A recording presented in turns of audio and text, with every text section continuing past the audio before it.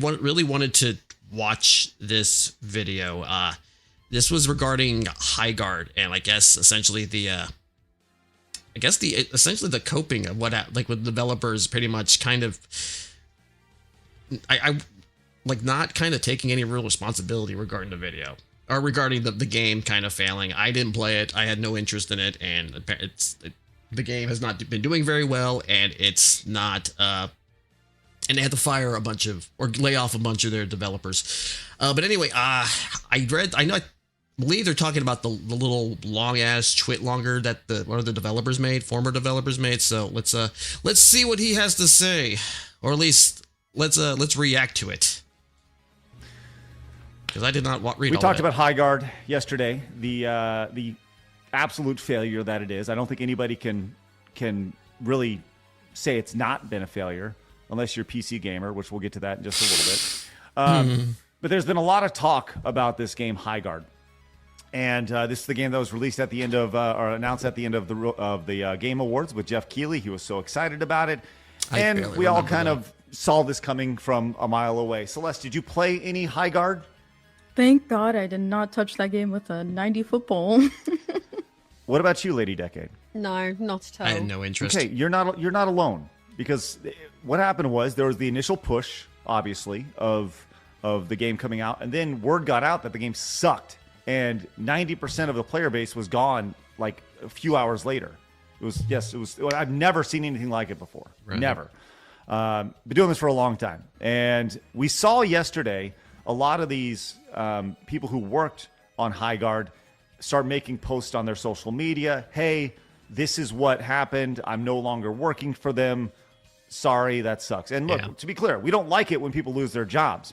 But make a bad game. There was an article posted on X yesterday, and it's gone viral, about reflecting on shipping my first game from Highguard. This is from Josh Sobel, the tech artist and rigger, formerly of Wildlife. That's Blabs. What is that word there again? No, I think you said it just right. Thank you. Sounds good. He works on 3D art and stuff like that. Okay, so this is lengthy, but I think it's important that we do read this. Okay, and so gather around, and let's get to it. You see, it has 3 million views, as this has definitely gone viral. But it's important that we read this as best as we possibly can, least as I can. Okay. Apologies for the length. Been wanting to say this for a while. The day leading to the Game Awards 2025 was amongst the most exciting of my life. After 2.5 years of passionately working on Highguard, we were ready to reveal it to the world. The future seemed bright. Everyone I knew who had any connection to the team or project had the same. I think that's kind of your problem, dude. Anyone who had connection to the team, of course they're going to say something nice. They're your friends. I mean, they're not going to really be any critical about it. It doesn't. You really shouldn't have this type of connection to journalists. There should always kind of be this sort of professional distancing between a journalist and, the thing they're writing about.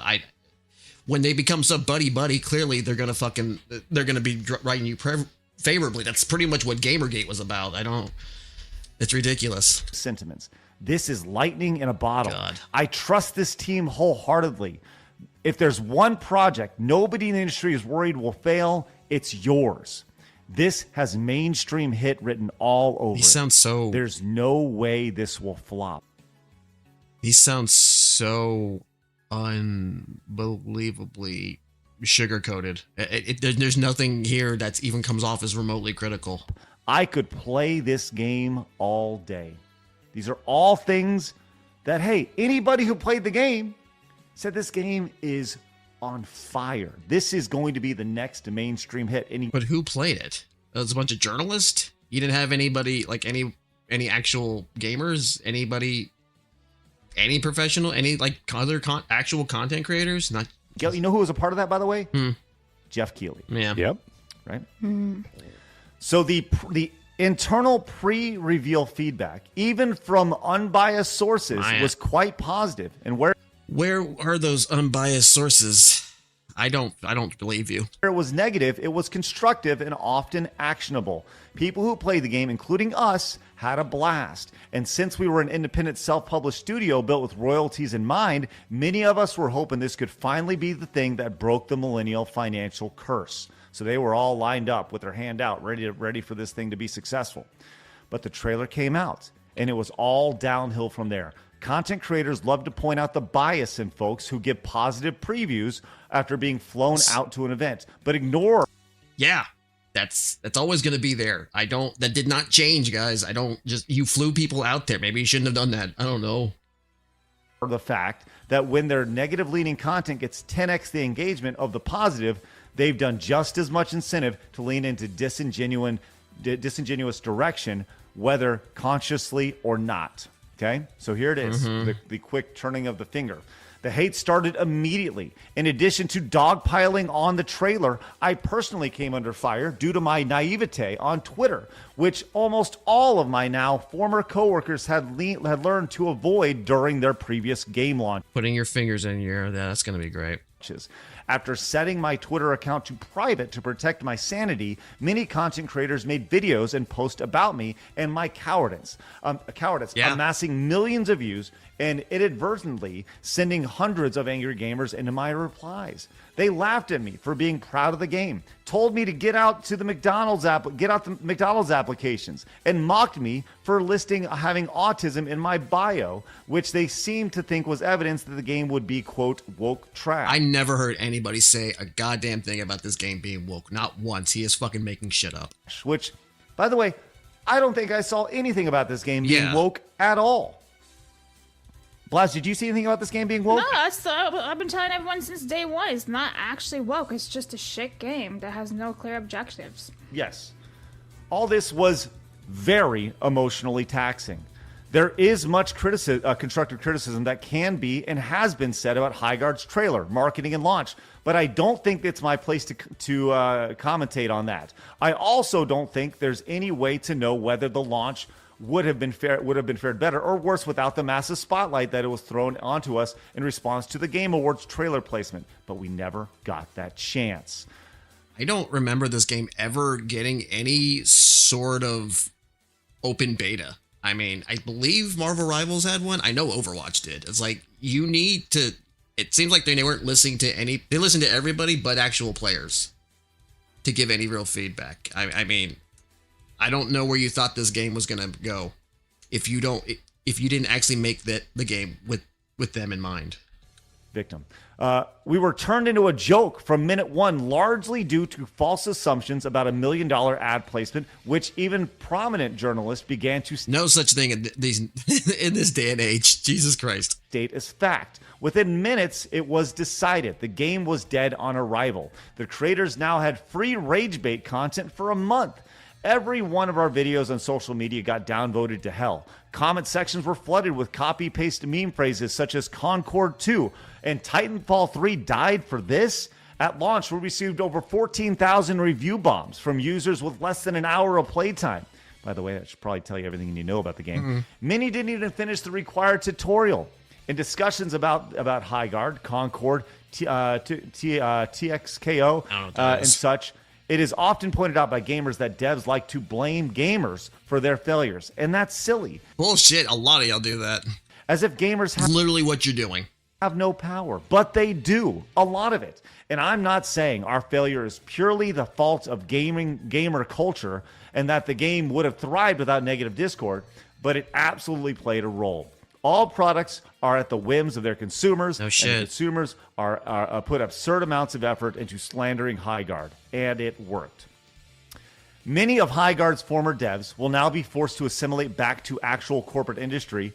Many gamers accused Wildlight of being a part of. Now, every time someone thinks about leaving the golden handcuffs behind in favor of making a new multiplayer game the indie way, they'll say, "But remember how gamers didn't give the Wildlight a chance? Soon, if this pattern continues, all that will be left are corporations, at least in the multiplayer space. Innovations is on life support." Okay, so let's go stop there. Okay. Lady Decade, this is the first time you've heard this, and we'll continue because there's more here. There's a lot more here. But This sounds like somebody who didn't want to take responsibility for their own game's failure. It seems like they listened to everybody but consumers, gamers, and because of that, now they're mad and somehow pointing the finger at us. I don't know about you, but I this is more for developers. Do you like people wagging their finger at you and say, no? What makes you think we do? Don't blame us for your. I don't understand how the entertainment industry, and I say entertainment industry because it's not just gaming. It's the gaming industry. It's also like movies, like the whole, oh, this movie's not for you. Oh, movie bombs. Oh, why didn't you go see it? Now, I don't understand how you can somehow try to wag your finger at your audience and somehow think they are going to buy your fucking product. It is so fucking baffling. It comes from such an arrogant place that you think my life cannot go on if I don't play your game. No, asshole. I don't need to play your game, but you need people like me, or at least you need people to play your fucking game. Because without that, you do not succeed. And when you have people making it's like, oh, we don't need a high player count to be successful. Yeah, you kind of just said you don't need us. So fine. Again, you gave no public betas. I did not hear almost nothing about this game other than that stupid Highguard thing. Like, what prominent figures did you take? Did you take any critiques from? Because it doesn't seem like you took anybody from from people who might actually specialize in playing first-person shooters. I didn't see any of this. I think not even from you did it from journalists. But not from any stream content creators. So I don't. How did you expect this game to succeed? I'll finish that here in just a second. Your thoughts on hearing that? Okay, what I'm seeing there. Sorry, I had my glasses on, so I'm really paying attention.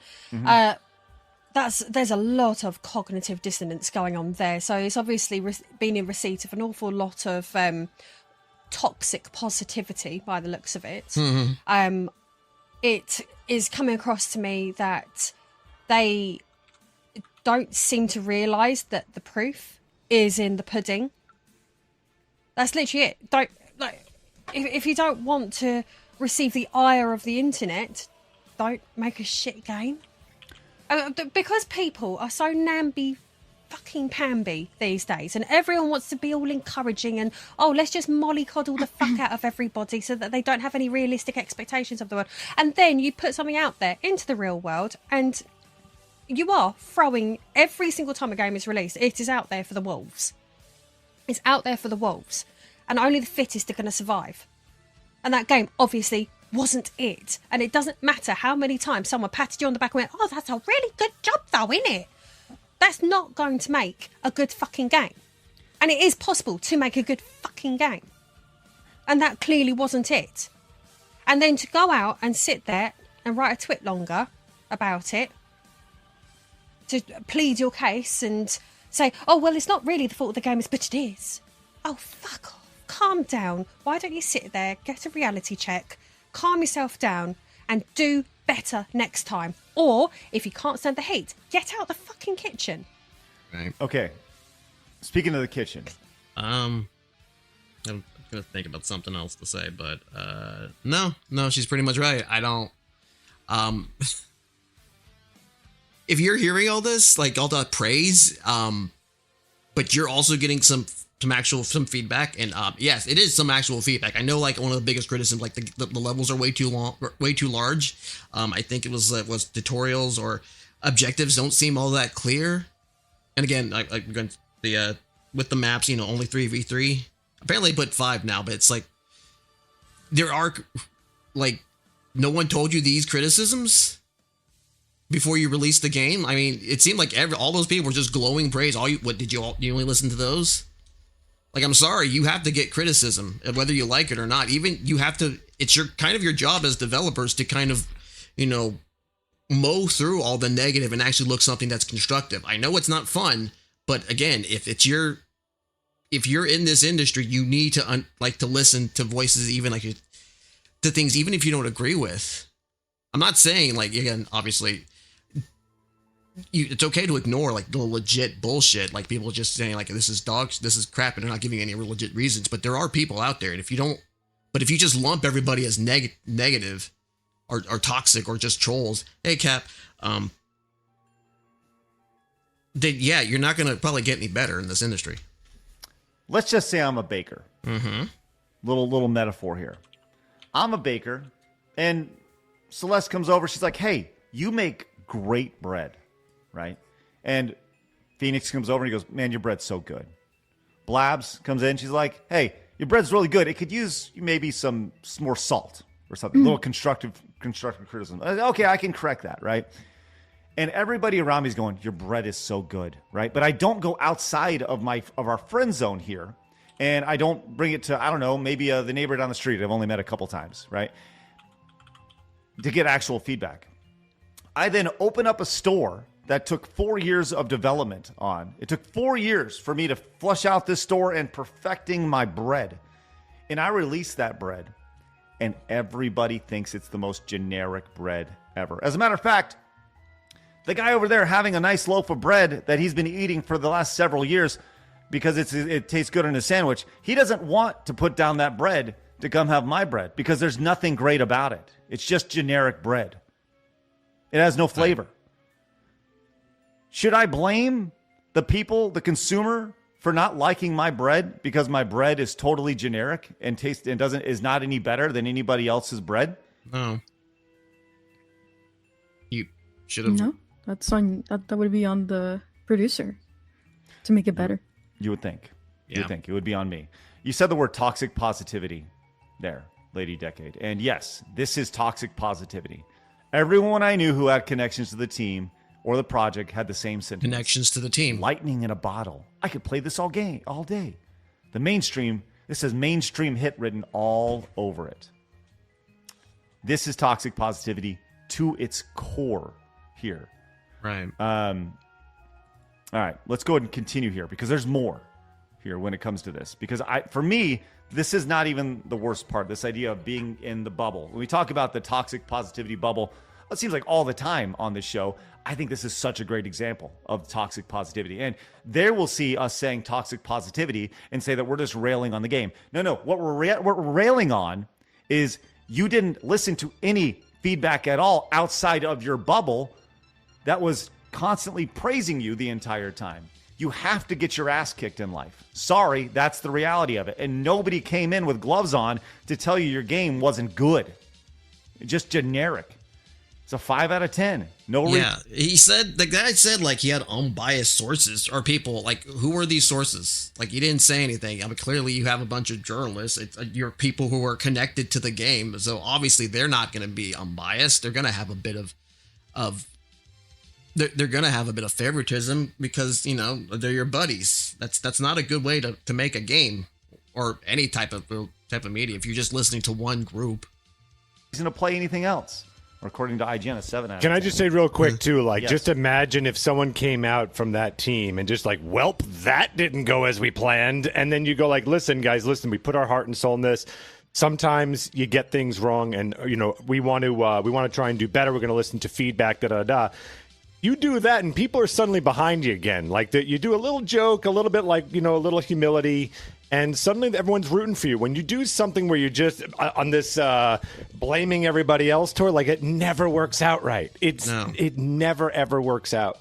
And like I said, I don't understand how they think blaming the consumer, blaming the audience for not liking your product somehow thinks that's going to work. That's going to make me buy your product.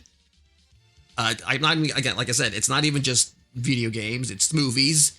You know, we've seen those articles of like, you know, what's that? Charlie's Angels, like, oh, this sorry, man, this movie isn't for you. The movie bombs.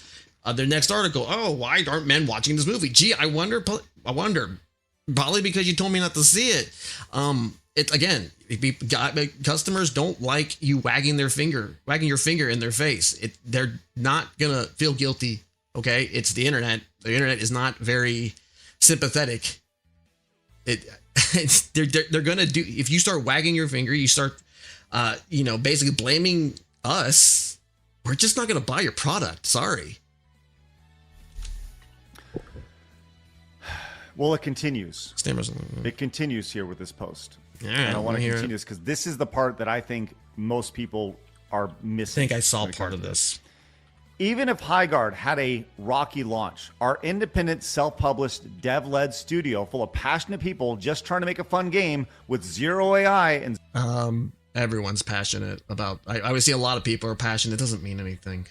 zero corporate oversight deserve better than this. Just because you tried really hard doesn't mean it should succeed, or it was going to succeed. Sorry, it's that it just happens.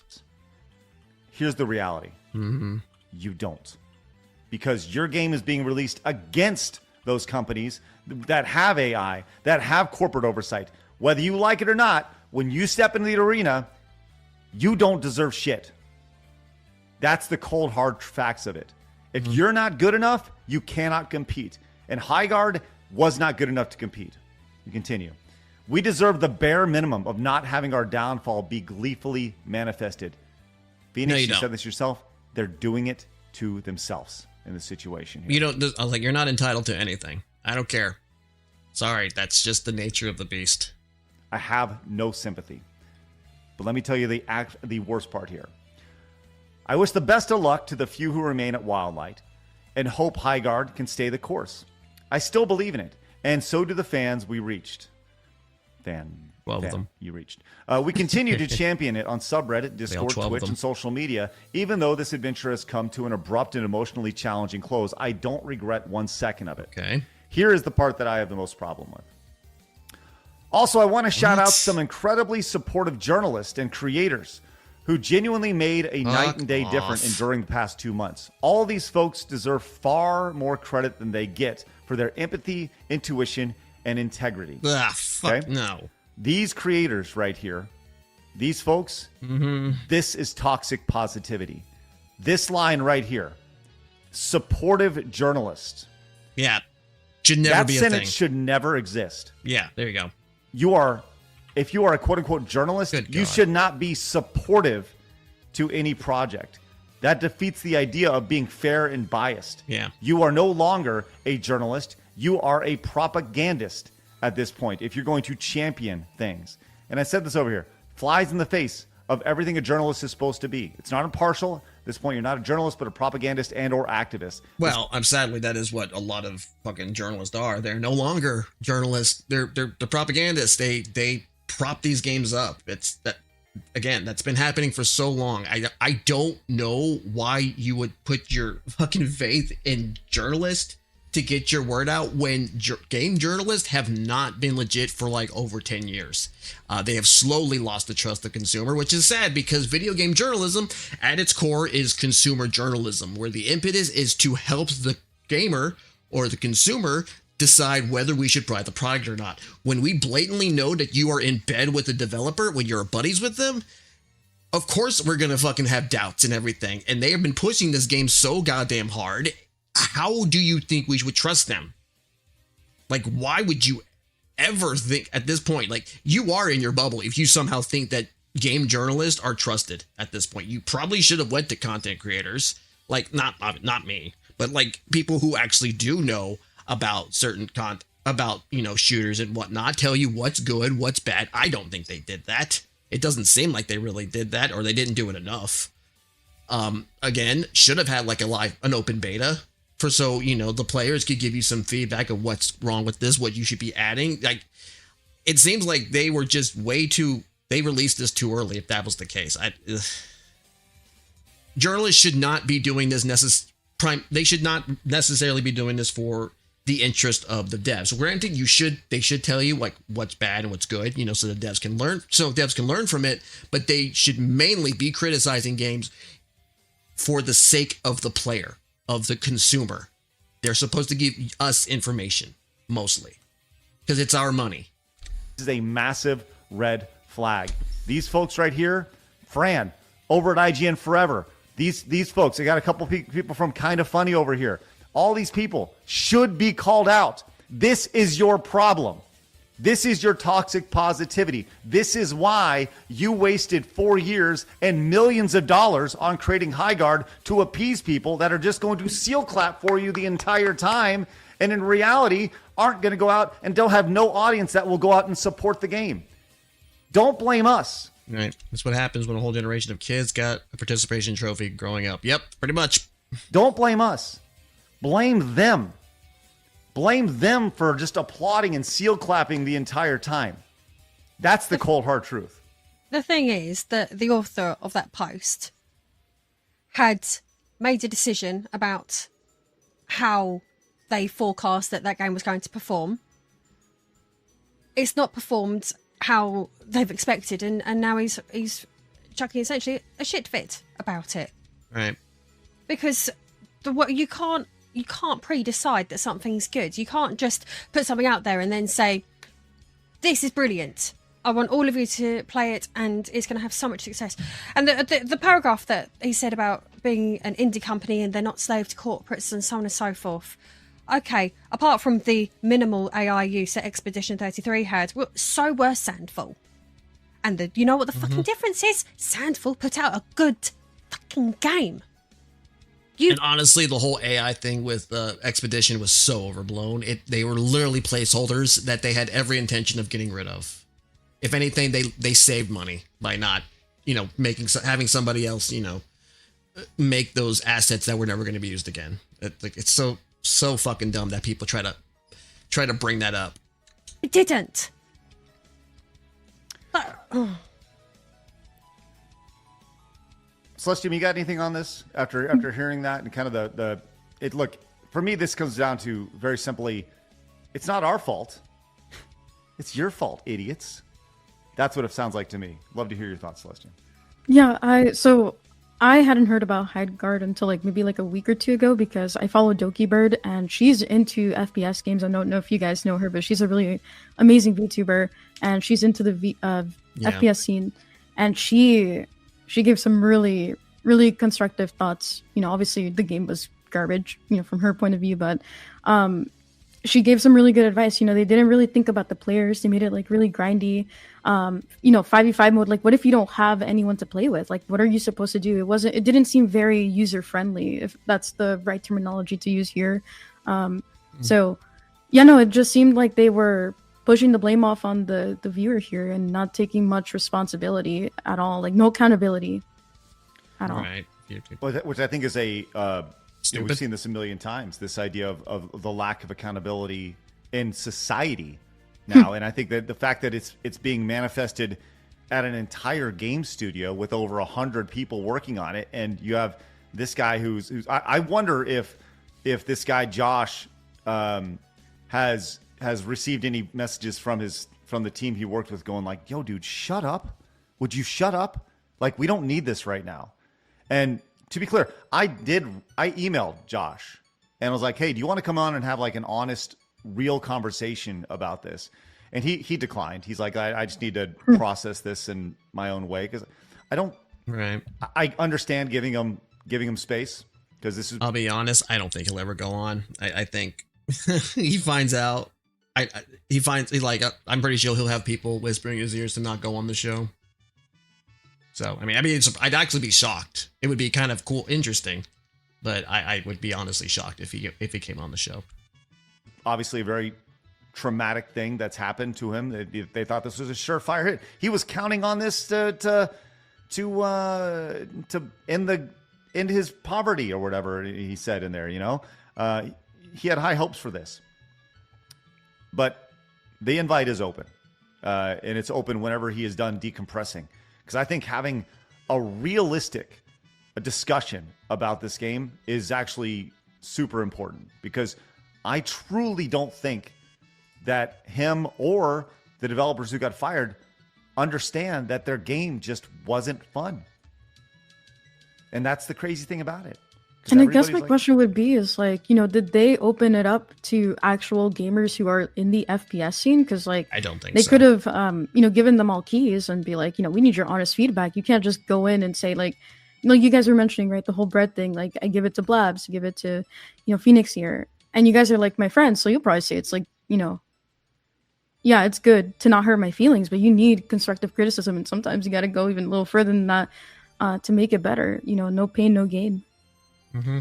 The amount of times that I've thrown out an idea and Blabs and Phoenix have been like, what? That has to happen. whether it's internally or whether it's externally, like it's honestly sad to see that he still has the blinders on and they still have the blinders on. And he has been pointed out on X. This is from Thomas Mahler, who is from Moon Game Studios over here. He says, I think it's time we talk about something uncomfortable. Over the last decade, social media has fundamentally changed how people experience reality. Social media algorithms reward agreement, and then communities form around those shared views. Dissent gets filtered out. Over time, you stop hearing actual criticism because you're right, or not because you're right, but because you've essentially curated it that way. That certainly feels good in short term. You feel validated all the time. You start to feel that you're special because you surround yourself with people to tell you that you are, and you're telling them that they are. And you're all one happy fucking family full of very special people. And that creates a dangerous illusion that your bubble represents the actual world you're in. Then you get a reality check. You ship a product, you release a film, you launch a game, and suddenly you're not being pampered anymore. And it feels shocking, almost offensive. Because how could you have been wrong after you've been told you're right so many times over and over and over again? I think it's such a great thing right there. And he's 100% right.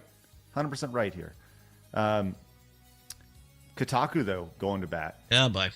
Over here. Once again, we talked about this guy yesterday. This is the senior writer for Kotaku. The amount of reactions to this post proving the post point is off the charts.